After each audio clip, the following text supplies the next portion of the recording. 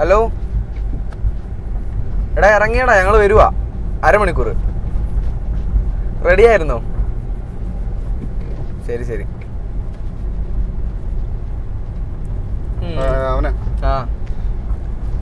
എന്നെ കാണിച്ചു കഴിഞ്ഞാൽ ഇപ്പൊ വർക്ക് ചെയ്യും. എൻ്റെ അത് ലോക്കോ അൺലോക്ക് ആവും. നോക്കട്ടെ, വണ്ടി വരുന്നു. അല്ല അത് കുഴപ്പമില്ല. അൺലോക്ക് ആവുന്നുണ്ടോ? ഇല്ല കഷ്ടവാ. അത് കഴിഞ്ഞിട്ട് അവരെന്തെങ്കിലും റെസ്പോണ്ട് ചെയ്തിരുന്നു? അത് കഴിഞ്ഞിട്ട് അവരുടെ ഭാഗത്തുനിന്നൊരു റെസ്പോൺസും ഇല്ല. കോമഡിയാണ് ഇതിപ്പോ. ആൾക്കാരൊക്കെ വന്ന് കളിയാക്കും. ഇത്രയും രൂപ കൊടുത്ത് മേടിച്ചിട്ട് കൂട്ടുകാരനെ മുമ്പ് ചഴിയാതും പറഞ്ഞ്. റീസെറ്റ് ചെയ്തിട്ടും കാര്യമില്ല.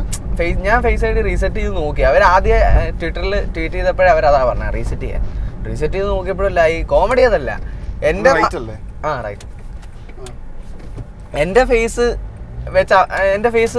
ഐ ഡി ആഡ് ചെയ്ത് കഴിയുമ്പോൾ അവൻ്റെ ഫേസ് വെച്ച് അൺലോക്ക് ആവുന്നുണ്ട്. ഞാൻ അവൻ്റെ ഫേസ് ആഡ് ചെയ്ത് നോക്കി, അപ്പൊ എൻ്റെ ഫേസ് വെച്ച് അൺലോക്ക് ആവുന്നുണ്ട്. ഇതിന് 1.4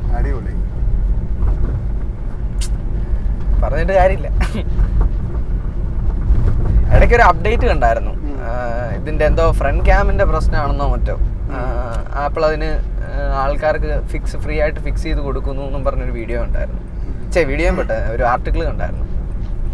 ശരിക്കും ഇപ്പൊ ആപ്പിള് പഴയ പോലൊന്നും ഇല്ലെന്ന് തോന്നുന്നു. ആപ്പിൾ എന്ന് പറഞ്ഞു കഴിഞ്ഞാൽ അതൊക്കെ സ്റ്റീവ് ജോബ്സിന്റെ ഒരു ഇതല്ലായിരുന്നു. പുള്ളി പോയ പിന്നെ സീരിയസ് ആയിട്ട് വല്ല ഇന്നോവേഷനും വന്നിട്ടുണ്ടോ? ഒന്നുമില്ല. അതൊക്കെ ഈ ഐഫോൺ തന്നെ 1, 2, 3, 4, 5, 6 എന്ന് പറഞ്ഞ് കൂട്ടിക്കൊണ്ടിരിക്കാന്നുള്ളതല്ല, വേറെ സംഭവങ്ങളൊന്നും വരുന്നില്ല. വേറെ ഒന്നുമില്ല. എന്നാ ഉള്ള ഞാൻ പുള്ളി മരിച്ചു കഴിഞ്ഞ് വല്ല ഇവരുടെ ഭാഗത്തുനിന്ന് എന്തെങ്കിലും ഉണ്ടായിട്ടുണ്ട്. ഇന്നോവേറ്റീവ് ആയിട്ട് ഒരു പ്രോഡക്റ്റും ഉണ്ടായിട്ടില്ല. പക്ഷെ അതിപ്പോ സ്റ്റീവ് ജോബ്സ് എന്ന് പറയാൻ കാരണം എന്താണ്? പുള്ളി മരിച്ചതിന് ശേഷമാണ് ഒന്നും വരുന്നില്ലെന്ന് പറയാനുള്ള കാരണം. അല്ല, സ്റ്റീവ് ജോബ്സിന്റെ വിഷൻ ആയിരുന്നല്ലോ ഈ സാധനം ഫുള്ള്. ഈ ഐഫോൺ എന്ന് പറയുന്ന സാധനം തന്നെ ലോഞ്ച് ചെയ്ത് അതിന്റെ ലോഞ്ച് വീഡിയോ ഇപ്പൊ കണ്ടാലും നമുക്ക് രോമാഞ്ചം വരും. അതുപോലെയാ പുള്ളി അത് അന്ന് പ്രസന്റ് ചെയ്തേക്കുന്നത്.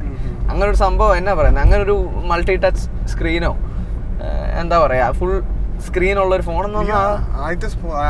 സ്മാർട്ട് ഫോൺ ഐഫോൺ ആണെന്ന്.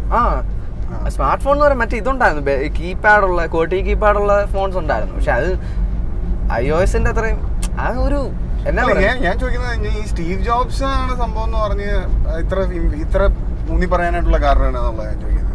അതിപ്പോ നമുക്ക് ആപ്പിളിന്റെ ഹിസ്റ്ററി നോക്കിയാലേ മനസ്സിലാവുള്ളൂ.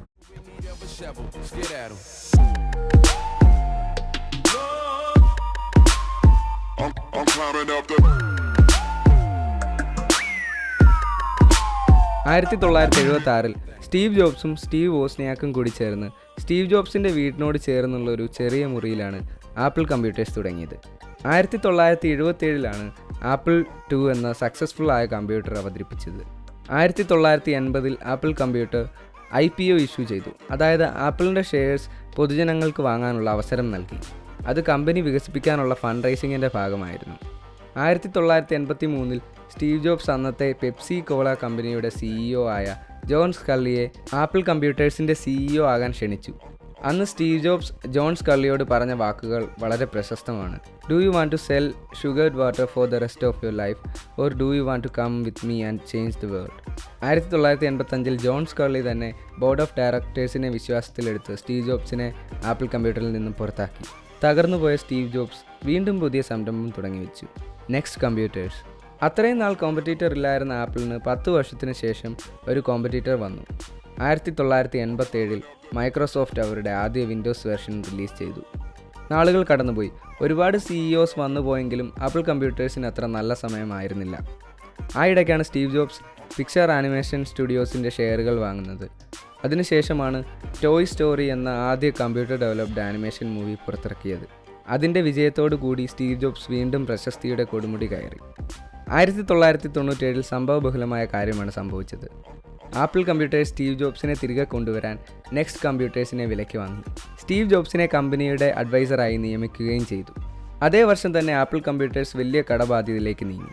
സ്റ്റീവ് ജോബ്സ് കമ്പനിയുടെ ബോർഡ് ഓഫ് ഡയറക്ടേഴ്സിനെ വിശ്വാസത്തിലെടുത്ത് ജിൽ അമീലിയോയ്ക്ക് പകരം CEO ആവുകയാണ്. 1998 ആപ്പിൾ ആദ്യ കൺസ്യൂമർ ഫേസിംഗ് മോഡലായ iMac പുറത്തിറക്കി. ഇതിലൂടെ കമ്പനിയെ കരകയറ്റാൻ ശ്രമിച്ചു.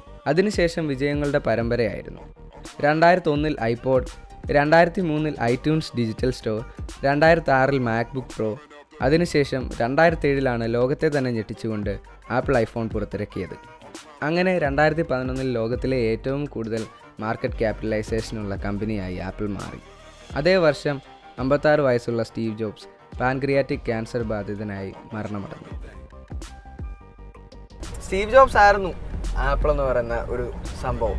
അദ്ദേഹത്തിൻ്റെ മരണത്തോടു കൂടി അതിൻ്റെ കാര്യം ഏകദേശം തീരുമാനമായി.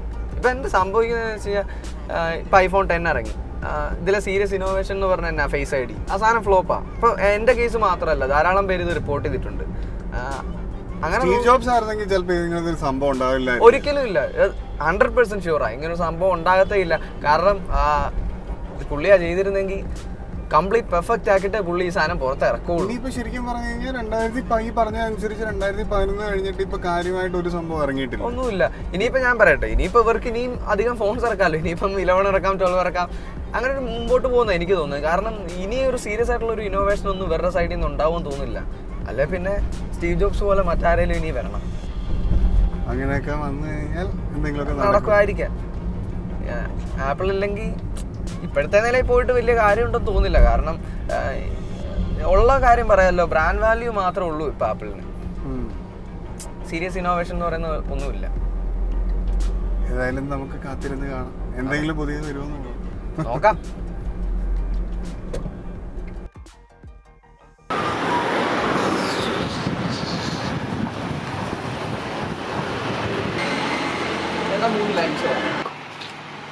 മലയാളം ടെക്കിൻ്റെ ഈ വീഡിയോ നിങ്ങൾക്ക് എല്ലാവർക്കും ഇഷ്ടമായെന്ന് ഞാൻ പ്രതീക്ഷിക്കുന്നു. ഇത് ആക്ച്വലി ഞങ്ങൾ പ്ലാൻ ചെയ്തെടുത്തൊരു വീഡിയോ അല്ല, ഞങ്ങൾ ട്രിപ്പിനിടയ്ക്ക് ഡാഷ് ക്യാമിൽ കിട്ടിയ വീഡിയോ ആണ്. ഇപ്പോൾ ബെഞ്ചമിൻ ചേട്ടനാണ് ഈ വീഡിയോ എടുത്തിട്ട് ഇത് നമുക്കൊരു വീഡിയോ ആക്കിയാലോ എന്ന് പറഞ്ഞത്. അപ്പോൾ നിങ്ങൾക്ക് എല്ലാവർക്കും ഇഷ്ടപ്പെട്ടു എന്ന് കരുതുന്നു. ഇത് നമ്മുടെ ക്യാമറമാൻ ബോബി നിങ്ങളെല്ലാവരും കണ്ടിട്ടുണ്ടായിരിക്കും. പിന്നെ എൻ്റെ കൂടെ ഉള്ളത് ബെഞ്ചമിൻ ചേട്ടനാണ്. ബെഞ്ചമിൻ ചേട്ടന് ഒരു ചാനലുണ്ട്, ജെന്യ ആൻഡ് ബെഞ്ചി എന്ന് പറഞ്ഞ ഒരു യൂട്യൂബ് ചാനലാണ്. ഞങ്ങളുടെ ചാനൽ എന്ന് പറയുന്നത് കൂടുതൽ ലൈഫ് സ്റ്റൈൽ വ്ളോഗ്സ് പോലത്തെ സംഭവങ്ങളാണ്. ഞങ്ങളുടെ ചുറ്റും കാണുന്ന സംഭവം ഞങ്ങൾ വീഡിയോസ് ആയിട്ട് യൂട്യൂബിൽ പോസ്റ്റ് ചെയ്യും. അതാണ് ജെന്യ ബെഞ്ചി എന്ന് പറഞ്ഞു കഴിഞ്ഞാൽ. മറക്കാതെ സബ്സ്ക്രൈബ് ചെയ്യുക, സപ്പോർട്ട് ചെയ്യുക. ലിങ്ക് താഴെ ഡിസ്ക്രിപ്ഷനിൽ കാണും, പിന്നെ എൻ സ്ക്രീനിലും കാണും. അപ്പോൾ അടുത്ത വീഡിയോയിൽ നമുക്ക് വീണ്ടും കണ്ടുമുട്ടാം. Good bye. ബൈ.